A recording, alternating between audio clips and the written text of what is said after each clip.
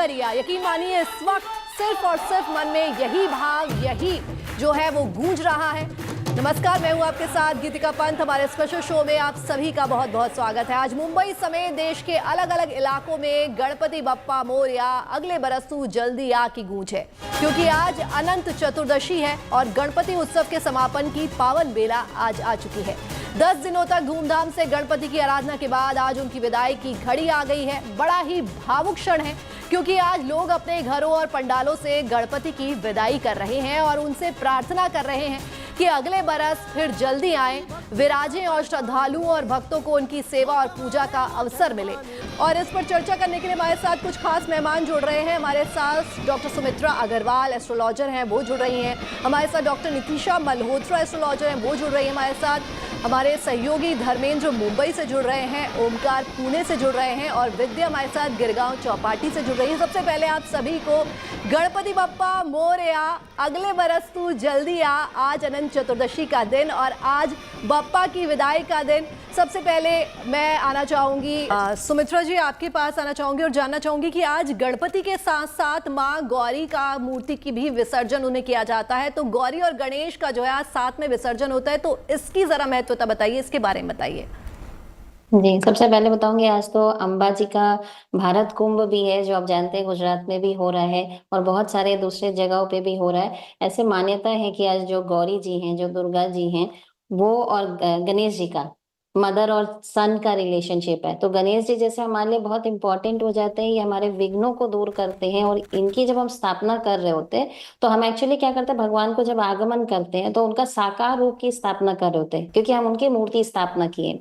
अब जब चतुर्दशी को जब उनका विसर्जन जैसे कि आज हम कर रहे हैं, तो यानी हम जब विसर्जन कर रहे हैं तो उनको साकार रूप से वापस पुनः निर्गुणाकार या अनंत रूप में उनका विसर्जन करें। जैसे कि उन्होंने भी बहुत अच्छे से बताया कि अनंत रूप, जैसे विष्णु भगवान जो है वो अगर आप देखें तो वो हमारे सृष्टि के को चला रहे हैं और गणेश जी हमारे विघ्नों को दूर कर रहे हैं। तो जब विसर्जन हम कर रहे हैं दोनों का, तो देवी का भी और गणेश जी का भी जब विसर्जन कर रहे हैं तो हम सबसे पहले गणेश जी को उनके अंदर विलीन कर रहे हैं, विष्णु भगवान के अंदर वो समाहित हो रहे होते हैं। हम इससे जीवन में एक चीज बताना चाहते हैं कि जो हमारा जो कोई भी रूप है वो नश्वर है, वो एंड होता ही है, तो वो अनित्य है और अनंत और शाश्वत जो है वो केवल अनंत ब्रह्म है। तो आज जैसे अंबाजी की भी पूजा होती है और अंबाजी के लिए आज श्री यंत्र की भी पूजा होती है। और आप देखें तो समृद्धि और शक्ति के लिए अंबाजी बहुत इंपॉर्टेंट है। और समृद्धि, शक्ति और विघ्न अगर आपके जीवन में नहीं है तो अल्टीमेटली आप जो पाना चाहते हैं वो आप जरूर पा सकते हैं। तो गणेश जी का जैसा कि उन्होंने भी बताया है कि ओम गंग गणपति नमः का जाप हम करते हुए इसको करेंगे।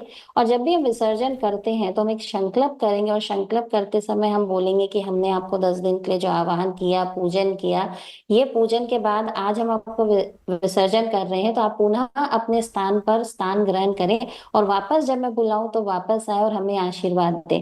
लेकिन एक चीज का ध्यान रखना होगा, जो चांदी की मूर्ति की पूजा कर रहे हैं या जो विसर्जन करके वापस इस मूर्ति को अपने घर में स्थापित करने वाले हैं या पूजा में रखने वाले हैं, वो ये लाइन नहीं बोलेंगे कि आप पुनः अपने स्थान पर लौट जाएं और अगले वर्ष फिर आए, ये आप नहीं बोलेंगे, क्योंकि आप इसी मूर्ति को वापस पूजा करने वाले हैं। तो जब आप विसर्जन करेंगे तो आप प्रतीकात्मक रूप से आप विसर्जन कर रहे हैं, मतलब एक्चुअली विसर्जन आप नहीं कर रहे हैं। आप अपने घर में कोई भी तांबे का, पीतल का या फिर मिट्टी का कोई भी कंटेनर ले रहे हैं, उसमें जल डाल रहे हैं, उसके अंदर आप रोटी, चावल, ये सारी चीजों को डाल रहे हैं। बिल्कुल सही कहा कि विघ्नहर्ता है गणपति महाराज, जिनको विघ्नहर्ता भी कहा जाता है, और इसीलिए वो अपने सारे भक्तों के विघ्न जो होते हैं वो अपने साथ ले जाते हैं, अपने दुखों को, भक्तों के दुखों को अपने साथ ले जाते हैं और उन्हें सुख और समृद्धि का आशीर्वाद देकर चले जाते हैं, उस आस के साथ कि अगले बरस वो फिर से आएंगे। सुमित्रा जी, आपसे जानना चाहूंगी कि आज के दिन, अनंत चतुर्दशी के दिन, कौन से शुभ मुहूर्त हैं जो बन रहे हैं?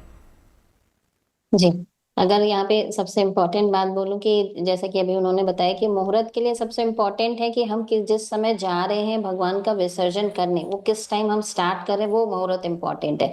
जैसा कि अभी कुछ देर में स्टार्ट होगा, 12:19 से मुहूर्त स्टार्ट होगी, जो शाम को 5:02 तक चलेगी।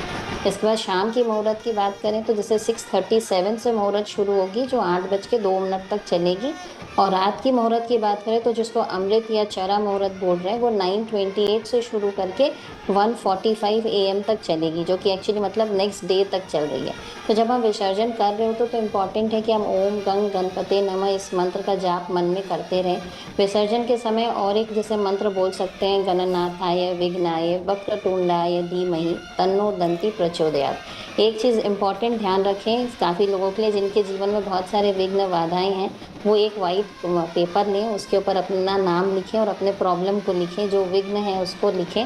इसमें आप रक्षा सूत्र को बांधें, 14 बार उसमें उसको राउंड करें, उसके बाद उसमें 14 गांठ बांधें और ये आप गणेश जी के साथ विसर्जन करें और भगवान से उसमें ये लिखें कि मेरे जीवन में जो भी ये परेशानी है, इस परेशानी हमारी दूर हो जाए, ये विघ्न हट जाए, मेरा मार्ग प्रशस्त हो जाए, करते हुए आपको इसको चढ़ाना है।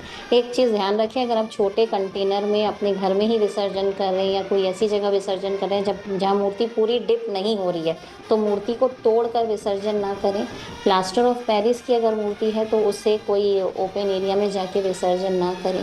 प्लास्टिक के या कपड़े उसमें विसर्जन ना करें, नदी में जाकर। कोई भी नॉन बायोडिग्रेडेबल मटेरियल है तो उसे आप जाकर बाहर विसर्जन ना करें। और घर में अगर आप विसर्जन कर रहे हैं तो तांबा, पीतल या फिर मिट्टी का कोई पात्र लें, नहीं हो तो कोई बकेट ले लें, उसमें जल, दूर्वा, पुष्प, कपूर, चंदन, अक्षत, हल्दी, इतनी चीज़ें डालें। उस बकेट को या कंटेनर को ईस्ट या नॉर्थ में रखें, धूप दीप जलाएं, लड्डू चढ़ाएं, भगवान की आरती करें और एक संकल्प करें कि मैं आपका विसर्जन कर रहा हूँ और ये जल को बाद में पौधे में डालें।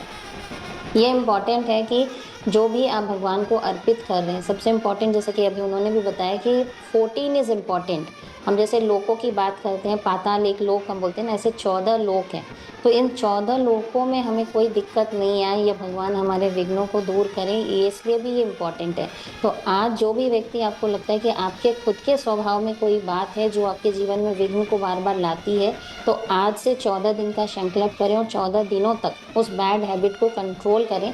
तो बोलते हैं कि जब ये कंप्लीट होता है तो इसे चंद्रमा की भी बोलते हैं कलाएं हैं, तो जैसे कलाएं चंद्रमा की चेंज होती है तो मूड भी हमारे चेंज होते हैं। तो अगर हम 14 डेज किसी एक हैबिट को फॉलो कर सकें तो हमारे अंदर वो सकारात्मक चेंज भी ला बिल्कुल सकते सुमित्रा हैं। जी, आज का ये इस वक्त का जो पल है वो बेहद भावुक होता है क्योंकि बप्पा की विदाई का आज दिन होता है और आज भक्तों में जो उत्साह है वो भी अपने चरम पर होता है। भले ही वो भावुक होते हैं, आंखें नम होती हैं, बप्पा के जाने का दुख जरूर होता है, लेकिन वो जोश, वो उत्साह और वो आस बप्पा के अगले साल फिर से आने की उनमें काम रहती है और इसी के साथ वो बप्पा का एक साल फिर से इंतज़ार करते हैं। तमाम तस्वीरें हम आपको दिखा रहे हैं, चाहे वो लालबाग से हो, चाहे वो पुणे से हो। हमारे साथ खास मेहमान जुड़े हुए हैं, हमारे साथ हमारे सभी सहयोगी जुड़े हैं। आप सभी का बहुत बहुत धन्यवाद।